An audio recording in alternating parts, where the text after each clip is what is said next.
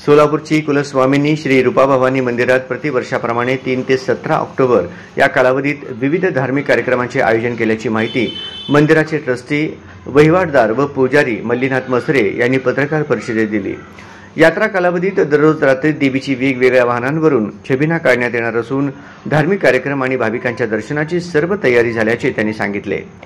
3 October रोजी सकाळी 12:15 वाजता मंदिरात घटस्थापना करण्यात येणार असून दररोज देवीची नित्योपचार पूजा व रात्री छबिना निघणार आहे। दिनांक 7 रोजी ललित पंचमी असून सायंकाळी 5 वाजता कुंकुमार्चनाचा कार्यक्रम होणार आहे। 11 रोजी दुर्गाष्टमी अलंकार महापूजा असून रात्री 7 वाजता मसरे यांच्या घरातून दही अंडीची मिरवणूक निघणार आहे।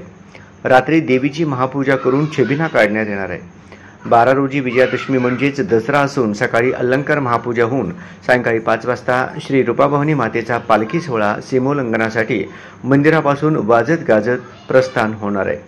पालखीतून श्री रूपाभवानी माता सीमोल्लंघनासाठी निघणार असून पार्क मैदानावरील शमीच्या वृक्षाला प्रदक्षिणा घालण्यात येणार आहे। या ठिकाणी सीमोल्लंघन पार पडल्यानंतर रात्री उशिरा पुन्हा पालखी सोहळा मंदिराकडे प्रस्थान होईल। 16 ऑक्टोबर रोजी कोजागिरी पौर्णिमेनिमित्त श्री देवीची महापूजा व दूध प्रसाद वाटप करण्यात येणार आहे। 17 रोजी सकाळी पौर्णिमेनिमित्त देवीची अलंकार महापूजा व रात्री छबिना काढण्यात येणार असून नवरात्रोत्सवाची सांगता करण्यात येणार आहे। या पत्रकार परिषदेस सुनील मसरे, अनिल मसरे, श्री सिद्धेश्वर बँकेचे माजी चेअरमन प्रकाश वाले आदी उपस्थित होते। सोलापूरची कुलस्वामिनी श्री रूपाभवानी देवीची नवरात्र महोत्सव दिनांक 3 तारखेपासून ते 17 तारखेपर्यंत उत्सव साजरा होत आहे। या उत्सवातील जे कार्यक्रम आहे ते आपल्यासमोर सगळं सांगेल। दिनांक 3 तारखेला घटस्थापना आहे। 3 तारखेला घटस्थापना 12:15 रूपाभवानी मंदिरामध्ये घटस्थापना होत आहे आणि महापूजा झाल्यानंतरच घटस्थापना होते। तदनंतर संध्याकाळी सुद्धा महापूजा व छबिन्याचा कार्यक्रम होते।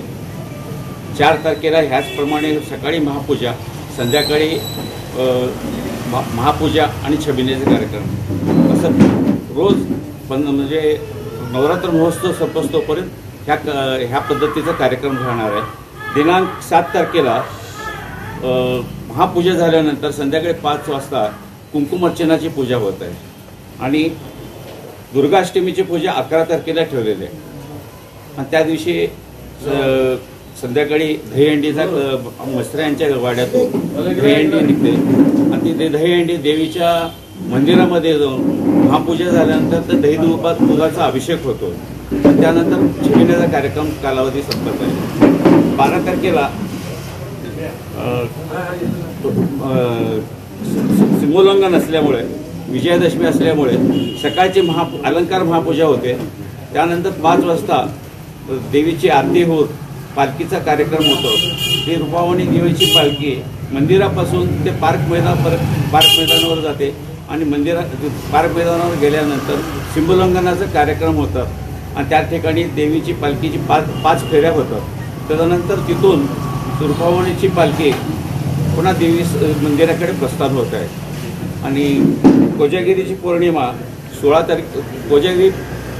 तारखेला होत आहे आणि कोजागिरी दही दुधाचा अभिषेक होतो, दही दुधाचा प्रसाद वाटप करतोय आणि 17 तारखेला सकाळी अलंकार महापूजा व संध्याकाळी महापूजा झाल्यानंतर छबिनाचा कार्यक्रम संपून हा कार्यक्रम उत्सव संपन्न होत आहे।